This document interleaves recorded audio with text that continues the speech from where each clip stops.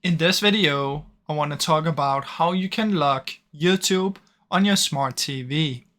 Now, it's pretty much the same for all TVs. However, the instructions are a little bit different. But what you want to do is we need to go into the TV settings. So let me just quickly show you how to do it. So here I have for the most popular ones.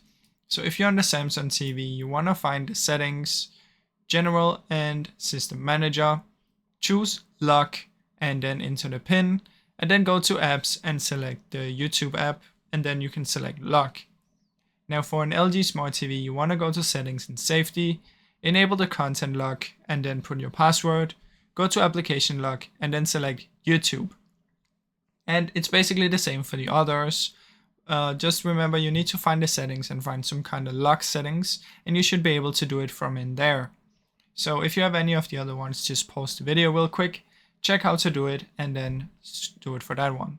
Now, if your TV is not on this list, what you can do is you can quickly Google your TV and Google how you can find the lock on there, and then you will be able to do it. Now, I really hope you enjoyed this short video. If you did, please leave a like and subscribe, as it helps me out a ton. Thank you so much for watching.